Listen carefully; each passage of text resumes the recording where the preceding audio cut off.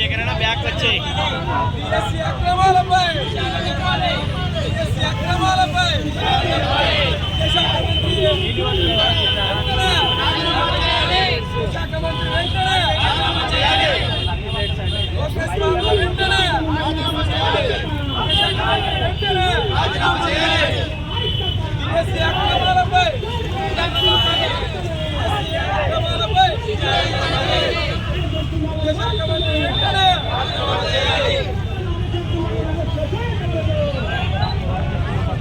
విద్యాశాఖ మంత్రి రాజీనామా చేయాలి. విద్యాశాఖ మంత్రి చేయాలి. విద్యాశాఖ మంత్రి వెంటనే వర్ధిల్లాలి వైఎస్ఆర్ కాంగ్రెస్ పార్టీ. వర్ధిల్లాలి వైఎస్ఆర్ కాంగ్రెస్ చేయాలి. విద్యాశాఖ మంత్రి వెంటనే రాజీనామా చేయాలి. విద్యాశాఖ మంత్రి వైఖరి చంద్రబాబు మంత్రి వైఖరి వర్ధిల్లాలి వైఎస్ఆర్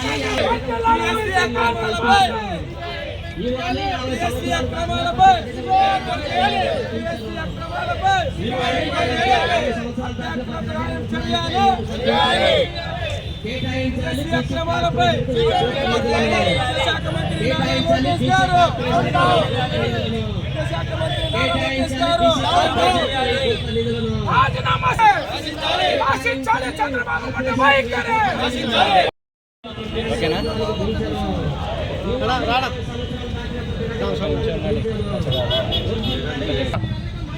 ఈరోజు ఎస్సీసీఎల్ ఆధ్వర్యంలో జగన్మోహన్ రెడ్డి ఆదేశాల మేరకు డిఎస్సిపై జరిగిన అక్రమాల గురించి మేమంతా కలిసి ఈరోజు జరుపుతున్నటువంటి ధర్నా కానీ ఈరోజు జరుపుతున్నటువంటి ర్యాలీ కానీ అందులో మేము ఖచ్చితంగా డిఎస్సిలో అక్రమాలు జరిగాయని నమ్ముతున్నాం. అది ఒకటే కాదు, డిఎస్సిలో 15 లక్షల నుంచి 20 లక్షల దాకా డబ్బు తీసుకొని డిఎస్సిలో ఎలిజిబుల్ కానటువంటి ప్రతి వ్యక్తులకు వీళ్ళు సీట్లు ఇస్తారని జాబులు ఇస్తారని నమ్ముతున్నాం.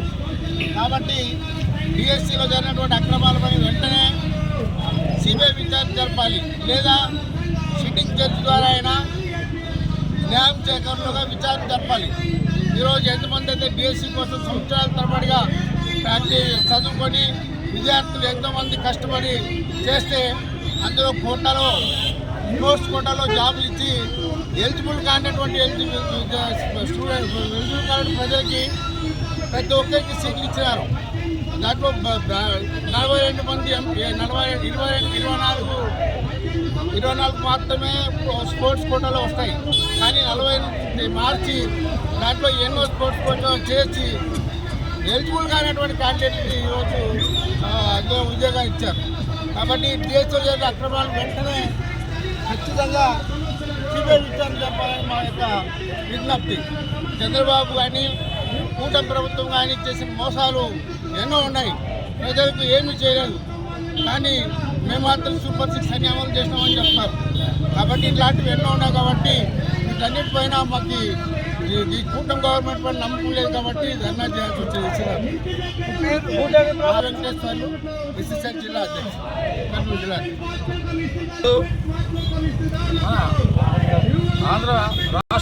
ఆంధ్రప్రదేశ్లో మరి సీఎంగా పరిపాలిస్తున్న చంద్రబాబు నాయుడు గారు తన సొంత మామకే వెన్నుపోటు పొడిచి మరి ఆంధ్ర రాష్ట్ర ప్రజల్ని మోసం చేయడంలో ఆయనకు ఎవరు సాటి లేని విధంగా ఈరోజు పరిపాలన కొనసాగిస్తున్నాడు. సొంత మామకి వెన్నుపోటు పొడిచిన వ్యక్తి ఈరోజు స్టూడెంట్స్కి మరి ఎంతో కష్టపడి చదువుకున్న విద్యార్థులకు డిఎస్సి విద్యార్థులకు వెన్నుపోటు పడడంలో ఎటువంటి ఇది లేదని తెలియజేస్తున్నాం.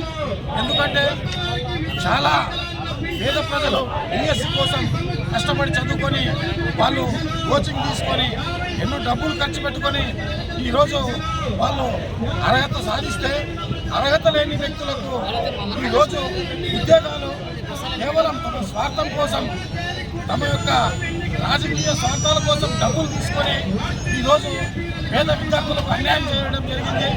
ఆ పేద విద్యార్థుల వెనకాల వైఎస్ఆర్సీపీ పార్టీ ఖచ్చితంగా నిలబడి దీనిపై న్యాయ పోరాటం చేసి సిబిఐ ఎంక్వైరీ చేసి ఆ యొక్క బాధితులకు న్యాయం చేసేంత వరకు రాష్ట్ర వ్యాప్తంగా ఈ వైఎస్ఆర్ పార్టీ ఉద్యమిస్తుందని తెలియజేస్తున్నాం. జై జగన్. మీ పేరేనా? నా పేరు ఎం అవతారం, ఎస్ఎస్ఎల్ కర్నూలు జిల్లా ఉపాధ్యక్షుడు.